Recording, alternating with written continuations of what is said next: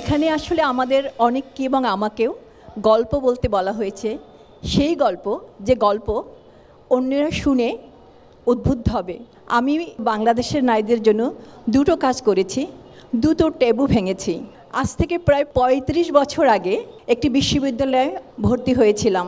অবশ্যই ভর্তি পরীক্ষায় প্রথম হয়েছিলাম এবং সম্পূর্ণ নতুন একটি বিষয়ে আমি পড়াশোনা শুরু করেছিলাম। সবই ঠিক মতন চলছিল। আমি একদিন ক্লাসের প্রয়োজনে দুটো বই আনতে আমার একজন শিক্ষকের বাড়িতে গিয়েছিলাম। সেখানে আমার সঙ্গে যৌন হয়রানির মতন ঘটনা ঘটে, আর সেই ঘটনা আমার জীবনের পথকে বদলে দেয়। আমি অনেকগুলো প্রতিজ্ঞা করি। #মিঠু একটি মুভমেন্ট হয়েছিল, একটি আন্তর্জাতিক মুভমেন্ট। আমি ৩১ বছর পরে আমার সেই গ্লানির কথাটা সেখানে প্রকাশ করি এবং সঙ্গে সঙ্গে তোলপাড় শুরু হয় বাংলাদেশে। ৩১ বছর অপেক্ষা করেছিলাম আমার গ্লানির কথা বলার জন্য। আমি কাউকে ছোট করার জন্য নয়, আমি চেয়েছিলাম বাংলাদেশের নারীরা এই টেবুটা ভাঙুক যে ধর্ষণ অথবা যৌন হয়রানির শিকার যেসব নারীরা হয় সেই দোষটি মোটেই তাদের নয়। এটা কোনো অপরাধ নয়, এটা কোনো লজ্জা নয়, এটা কোনো সম্মানহানি নয়।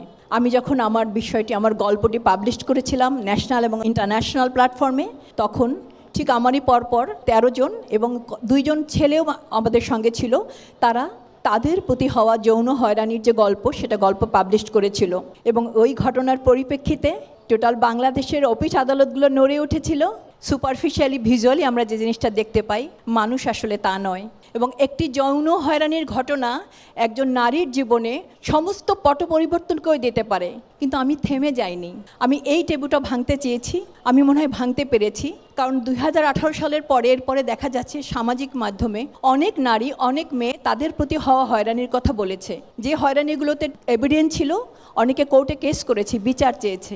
আমি অন্য অ্যাওয়ারনেসের সঙ্গে যে কাজটি করি সেটা একটি টেবু আমি ভাঙতে চাই। মাসিকের টেবুটা আমি ভাঙতে চাই, স্যানিটারি ন্যাপকিনের টেবুটা আমি ভাঙতে চাই।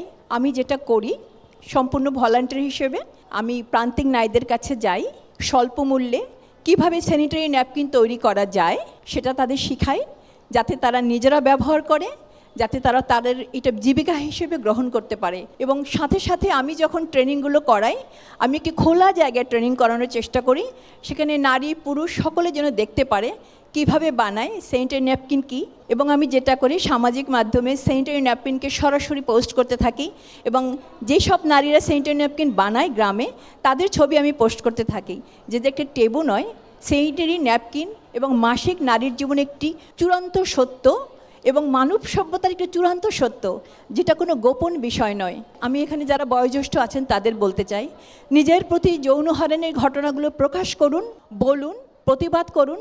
কে জানতে পারে আপনার জীবনে একটি ঘটনা হয়তো অন্য জীবনে একটি চলমান বিশ্ববিদ্যালয় হয়ে যাবে।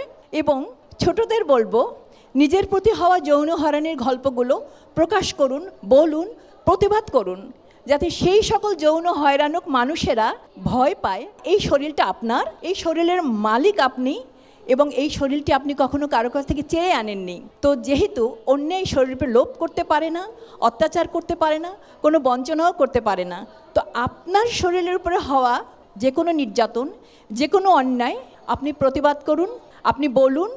আপনার বলাটা অন্য সব নিপীড়কদের, অন্য সব অন্যায়কারীদের থামিয়ে দেবে, ভয় পাবে। নারী শক্তি জয় হোক, আপনারা মুক্ত হন, নারী পাখনা মেলে আকাশে উড়ে বেড়াক। সকলকে ধন্যবাদ।